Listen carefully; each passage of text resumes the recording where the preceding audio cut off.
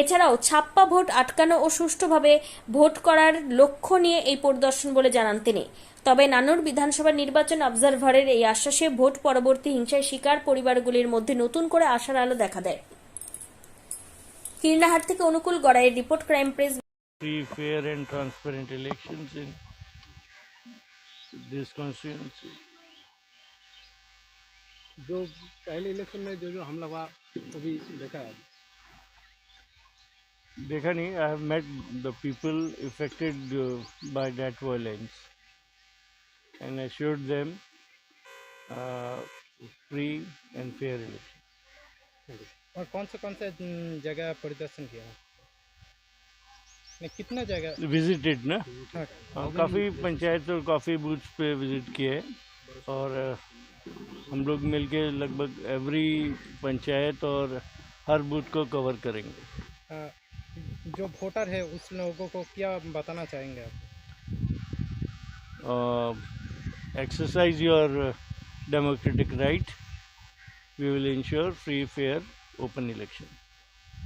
ব্যক্তিরা এসেছিলেন, এই এসে পরে আমাদের মানে বলে গেলেন যে যাতে মানে অসুবিধার মধ্যে না পড়ি, সেই জন্য প্রথমে সহযোগিতা করার জন্য এসেছিলেন ওনারা। কি বললেন? ফোন নম্বর দিয়ে গেল, যদি কোনো অসুবিধার মধ্যে পড়ি যোগাযোগ করবে। কী কারণে? আমার ছেলেটাকে মারধর করেছিল পার্টি অফিসে ভরে, সেই কারণে।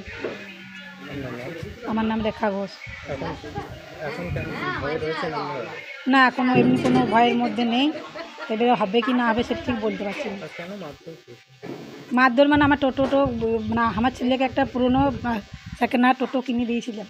এবার টোটো চালানোর সঙ্গে সঙ্গে তো ধরুন আমি কোথাও মানে আমি ইউনিয়নে ভর্তি হতে পারি না।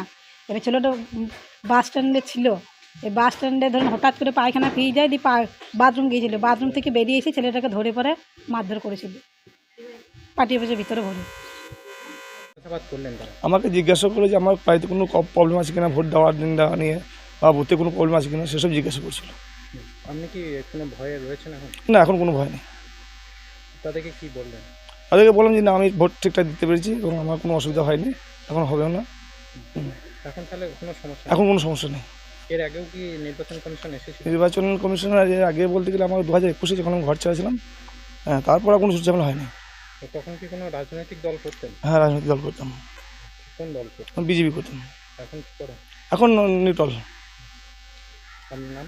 তারকনাথ দলি।